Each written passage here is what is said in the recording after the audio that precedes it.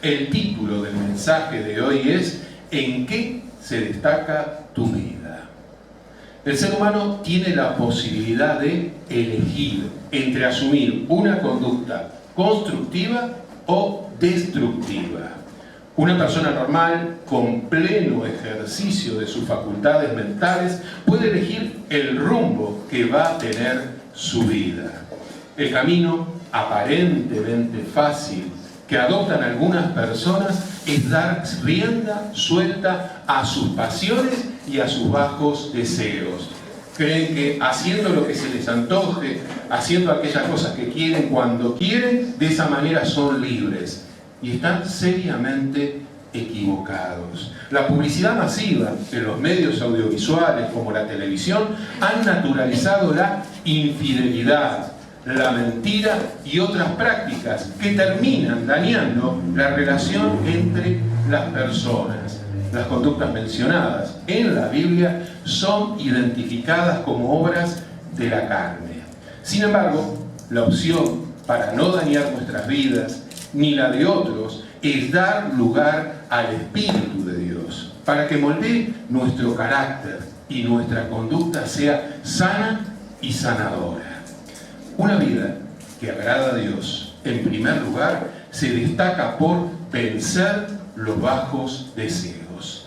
En 1 Juan, fíjense en 1 Juan, en la primera carta de Juan, capítulo 2, versículo 16, allí leemos: porque todo lo que hay en el mundo, los bajos deseos de la carne y los bajos deseos de los ojos y la soberbia de la vida, no provienen del Padre, sino del mundo. Por otro lado, en Romanos 8, versículo 8 dice: los que están en la carne no pueden agradar a Dios. Y en Romanos 8.13, un poquitito más adelante, en Romanos 8.13 se afirma que si viven conforme a la carne, habrán de morir. Pero si por el Espíritu hacen morir las obras de la carne, vivirán. La palabra que se traduce como carne, para interpretar el sentido correcto de esta palabra usada en la Biblia, es necesario analizarla en el contexto, porque de acuerdo al contexto en que se encuentra esta palabra, puede significar una cosa u otra. En ocasiones la palabra que se traduce como carne alude al cuerpo del ser humano, lo cual no es malo. El cuerpo como tal no es malo. O sea que en alguna ocasión cuando leemos carne se refiere simplemente al cuerpo del ser humano. La carne en términos físicos no es mala. Sin embargo, la palabra que se traduce como carne en otros contextos bíblicos hace referencia a los bajos deseos que están en lo más profundo de las personas y pueden dañarla a ella y a quienes le rodean. Entonces, otra forma de interpretar la palabra carne tiene que ver con los bajos deseos. Eso sí está mal. Aquellos bajos deseos que tienden a dañarnos y tienden a dañar a otros cuando se da rienda suelta a los mismos. El desafío es vencer los bajos deseos que están instalados en lo más profundo del ser. Para vencer los bajos deseos de la carne, por un lado es necesario reconocer que son contra el Espíritu de Dios. Pablo, en Gálatas, en la carta a los Gálatas, capítulo 5, versículo 17, dijo: porque el deseo de la carne es contra el Espíritu. Más adelante, en Gálatas, capítulo 5, versículos 19 al 21, Pablo expresó: ahora bien, las obras de la carne son evidentes, las cuales son inmoralidad, impureza, sensualidad, idolatría, hechicería, enemistades, pleitos, celos, enojos, rivalidades, disensiones, herejías, envidias, borracheras, orgías y cosas semejantes a estas, contra las cuales les advierto, como ya lo he dicho antes, que los que practican tales cosas no heredarán el reino de Dios. Obviamente la mayoría de los cristianos tienen en claro cuál es la conducta que le agrada a Dios. La mayoría de aquellos que leemos la Biblia vemos claramente qué le agrada a Dios y qué no le agrada como conducta. Pero absurdamente, muchos fallan en el momento en que deben asumir una conducta sana y sanadora. Sorprende que aún sabiendo estas cosas, hay personas que prefieren hacer lo primero que le viene a la mente hacer y no evaluar si esto es sano, si esto es sanador, si esto agrada a Dios en cuanto a conducta. Las intelectualizaciones, las personas comienzan a encontrar un montón de justificativos, las racionalizaciones, enseguida los mecanismos de defensa se ponen en juego para justificar estas conductas que no son apropiadas. Tanto las intelectualizaciones como las racionalizaciones son muy comunes a la hora de excusarse. Al tratar de justificar una conducta mala, en ocasiones claramente violenta, que daña las relaciones interpersonales. Cada uno, frente a Dios, ha de sacar el mayor provecho de las enseñanzas bíblicas. El deseo nuestro es que, a medida que estudiamos la Biblia, a medida que predicamos, puedan apropiarse de aquellas enseñanzas para hacerlas carne, para encarnarlas, para vivirlas, de manera tal de ser beneficiados por el consejo de Dios. Asimismo, para vencer los deseos de la carne es necesario reconocer la propia debilidad. Pablo en Romanos 7, 18 al 21, ubíquense en Romanos 7, 18 al 21, describió la lucha interior que él mismo experimentó. Él en Romanos 7, 18 al 21 dijo: porque yo sé que en mí, decía Pablo, es decir, en mi carne, en cuanto a sus bajos deseos, no habita nada bueno, porque el querer está presente en mí, es decir, él deseaba hacer determinadas cosas bien, porque el querer está presente en mí, pero el hacer el bien, no.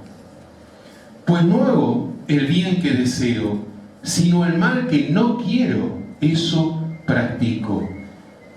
Y si lo que no quiero hacer, eso hago, ya no soy yo el que lo hace, sino el pecado que habita en mí. Así que queriendo yo hacer el bien, hallo la ley de que el mal está presente en mí. Cuánta sinceridad la de Pablo al describir su debilidad. Pablo, con toda humildad y con pesar, describió una lucha interior. Gracias a Dios que Pablo no se quedó con esto, ni siquiera buscó una excusa con relación a este tipo de conducta. Y a medida que continuamos la lectura de la carta a los romanos, vemos cómo Pablo halló la fortaleza para vencer los deseos de la carne, cómo halló la fortaleza para vencer sus bajos deseos. Él en Romanos 8, versículos 12 al 13, Romanos 8, 12 al 13 dijo: así que, hermanos, somos deudores, no a la carne, para vivir conforme a la carne. Porque si viven conforme a la carne, habrán de morir. Pero si por el Espíritu hacen morir las obras de la carne, vivirán. Pablo descubrió la importancia de reconocer sus debilidades para que el poder de Dios actuase con libertad en él. Él en 2 Corintios, capítulo 12, versículos 9 al 10, expresó: y él, Dios, me ha dicho, bástate mi gracia, pues mi poder, el poder de Dios, se perfecciona en la debilidad. Por tanto, decía Pablo, muy gustosamente me gloriaré, más bien en mis debilidades, para que el poder de Cristo more en mí. Por eso me complazco en las debilidades, en insultos, en privaciones, en persecuciones y en angustias por amor de Cristo, porque cuando soy débil, entonces soy fuerte. Cuando nosotros reconocemos nuestras debilidades y nos presentamos ante Dios para pedirle que Él actúe sobre nosotros, le damos libertad al Espíritu para que nos fortalezca. Aquel que niega su debilidad, aquel que no es capaz de reconocer su violencia, aquel que no es capaz de reconocer sus enojos, aquel que no es capaz de reconocer sus errores, no puede cambiar. Pero aquel que es capaz de darse cuenta cuál es su debilidad y la pone en las manos de Dios y se deja moldear por Él, el poder de Dios se perfecciona en nosotros, se perfecciona en nuestra debilidad. Por otro lado, una vida que agrada a Dios, en segundo lugar, se destaca por andar en el Espíritu. Andar en el Espíritu implica darle lugar para que actúe en nuestra vida. Y el Espíritu nos acompaña en todo momento. Dios nos acompaña en todo momento. Vayamos donde vayamos, andamos con Él. Tenemos la posibilidad de andar con Él, tomando en cuenta las enseñanzas dadas por Dios a lo largo de la Biblia. Podemos relacionarnos en forma personal con Dios a través de su Espíritu. Andar en el Espíritu es un desafío. El andar en el Espíritu cada día hace posible el compañerismo con Dios. Pablo en Gálatas 5:16 expresó: digo pues, anden en el Espíritu. Pablo nos anima a andar día a día en compañerismo con Dios. Y en Gálatas 5:25 dijo: si el Espíritu nos da vida, andemos guiados por el Espíritu, y el Espíritu nos da vida. Jesús, cuando oró para que corriesen ríos de agua viva en nuestro interior. Y Él se estaba refiriendo al Espíritu Santo que recibimos cuando creemos en Él como Señor y Salvador. Y este río que corre en nuestro interior, el río de vida, es agua que nos sustenta, que nos sostiene y nos da fortaleza. La fe en Cristo nos ha constituido en hijos de Dios, por la cual fuimos ungidos en términos espirituales con la presencia del Espíritu Santo. Con relación a esto, en 1 Juan 2:20, Juan afirmó con toda certeza: ustedes tienen la unción del Santo. La palabra unción alude al Espíritu Santo. El Espíritu Santo ha sido derramado sobre nosotros a partir de la fe en Jesús como Señor y Salvador. Nosotros contamos con su unción, con su presencia en nosotros. Y esto nos viene directamente de parte de Dios. Nadie puede comunicarnos el Espíritu salvo Dios. Es Él que nos unge.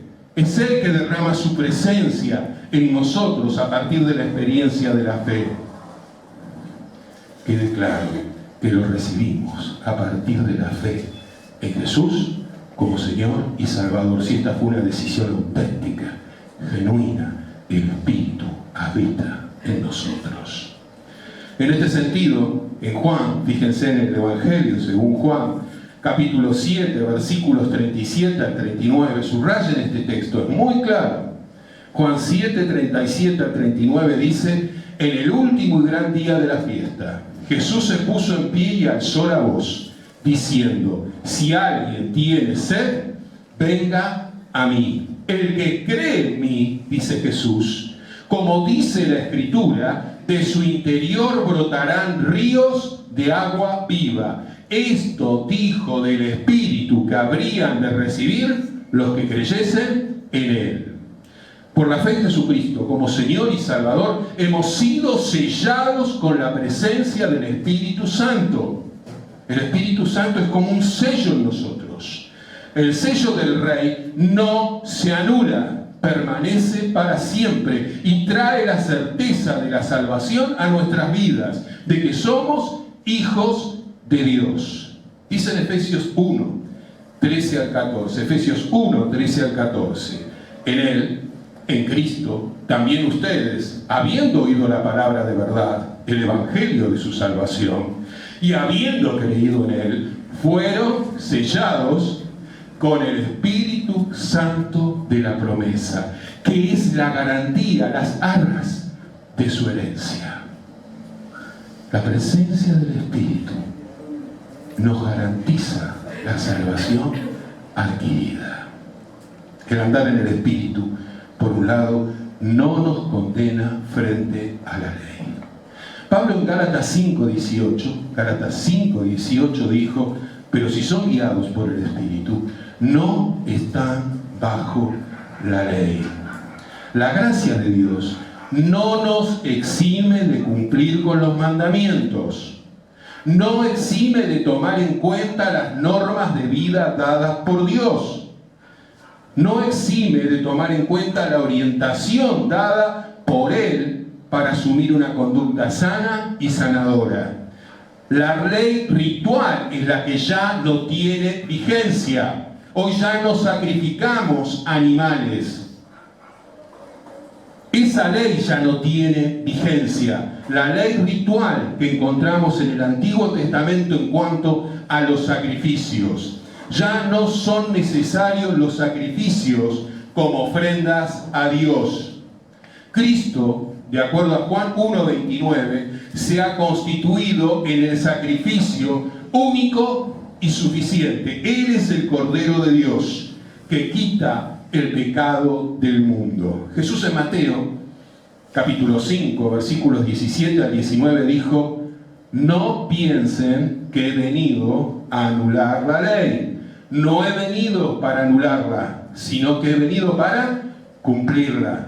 Porque en verdad les digo que hasta que pasen el cielo y la tierra, no se perderá ni la letra más pequeña, ni una tilde de la ley, hasta que todo se cumpla. La paga del pecado es la muerte. Esto enseña la Escritura. Por lo cual se dio a sí mismo en la persona de Cristo para satisfacer los requisitos de la ley. Aquellos primeros sacrificios de animales eran una sombra de lo que habrían de venir, eran un anticipo del Cordero de Dios que habría de ser sacrificado una vez y para siempre. Una vez venido Cristo, esos sacrificios ya no son necesarios. Esa ley ritual ya no corre. Sirvió para anticiparnos a aquel que habría de otorgar, de dar a través de su propia vida el sacrificio suficiente para nuestra salvación. El justo, Cristo, pagó la deuda de aquellos que creen en Él, en su sacrificio liberador, en su sacrificio redentor. Dice en Romanos 6:23, porque la paga del pecado es muerte, mas la dádiva, el regalo de Dios, es vida eterna en Cristo Jesús, Señor nuestro. A partir de la fe en Jesús, como Señor y Salvador, el Espíritu Santo trae a nosotros la certeza de que somos hijos e hijas de Dios. El mismo Espíritu nos guía a toda verdad. Y el Espíritu no lo recibimos por medida de acuerdo a lo que dice la Escritura. Lo recibimos en forma plena y completa. Está en nosotros no contristarlo, no entristecerlo, ni permitir que Él nos llene y obre con poder en cada uno de nosotros. El andar en el Espíritu, por otro lado, solo es posible si sometemos nuestras vidas a Dios. Santiago, en Santiago 4:7 expresó: por tanto, sométanse a Dios. El desafío es aceptar la guía de Dios para nuestras vidas, reconociendo su señorío, su soberanía en forma permanente. Y saben, recuerdan el consejo de Santiago: sométanse a Dios, resistan al maligno. ¿Y qué va a pasar? Huirá de ustedes. Pero esta resistencia solo es posible cuando sometemos nuestras vidas a Dios. Asimismo, Pablo en Gálatas 5:17 dijo que el deseo del Espíritu es contra la carne. Tengamos esto siempre presente. Cuando somos guiados por el Espíritu, las cuestiones que tienen que ver con nuestros bajos deseos, claramente nosotros tenemos que hacerlas a un lado, conscientemente, en el poder que el Espíritu nos da. Por lo cual, si estamos enfocados en la relación con Dios, sometidos a Dios, dando lugar al Espíritu, es posible vencer los bajos deseos. El Espíritu produce el fruto espiritual, que está relacionado con la conducta cristiana. Cuando el fruto del Espíritu se hace evidente, nuestra conducta es una conducta distinta, transformada y transformadora. Asimismo, el Espíritu reparte los dones como Él quiere. Ninguno de nosotros puede pedir a Dios exigiéndole determinado. Podremos orar, clamar, pedir discernimiento. Señor, ¿cuáles son mis dones? Pero el Espíritu los reparte como Él quiere. El fruto corresponde al ser, a lo que somos como personas. Remite al carácter cristiano.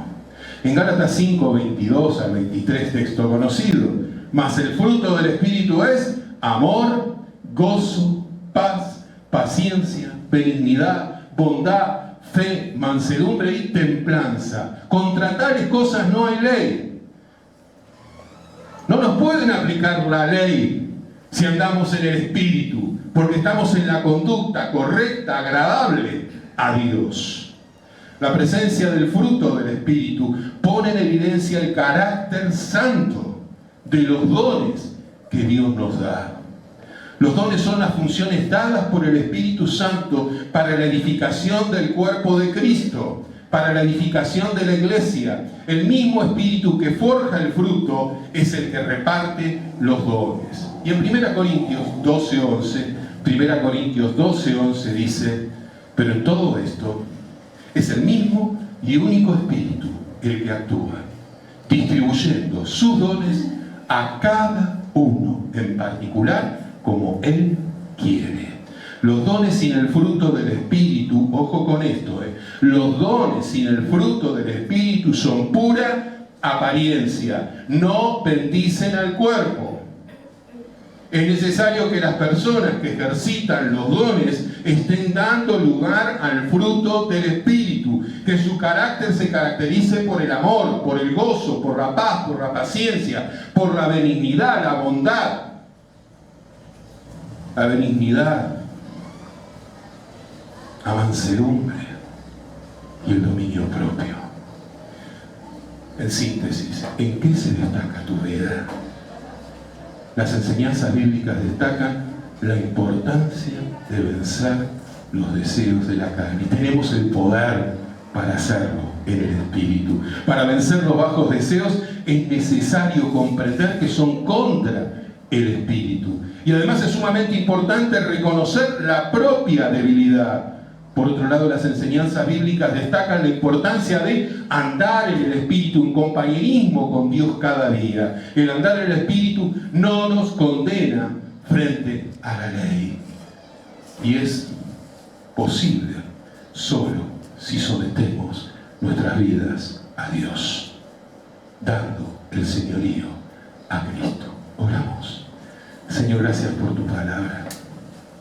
Gracias, Padre, porque nos planteas el desafío permanente de andar en el Espíritu, en compañerismo contigo. Gracias por haberte revelado como Padre, Creador de todas las cosas. Gracias por haberte revelado en Cristo como el Hijo, aquel que dio su vida por cada uno de nosotros. Gracias, Padre, por revelarte también a través de tu Santo Espíritu, que nos guía a toda verdad, nos convence de pecado, justicia y juicio, y nos da la certeza de que somos hijos e hijas tuyos. Bendito seas por esto, Padre. Ayúdanos a perfeccionar nuestro carácter en la relación contigo cada día. Ayúdanos a ser conscientes de nuestras debilidades, para reconocerlas, admitirlas ante tu presencia y permitir que tu Santo Espíritu obre con poder, sanándonos, transformándonos, de manera tal que tu imagen y semejanza se haga cada día más clara y evidente en nuestras vidas. Gracias por tanto amor, Señor. Te alabamos y te bendecimos por tu palabra. Bendice a tu iglesia y a aquellos que reciban tu palabra a través de tus hijos y de tus hijas. En Cristo Jesús oramos. Amén y amén, Señor.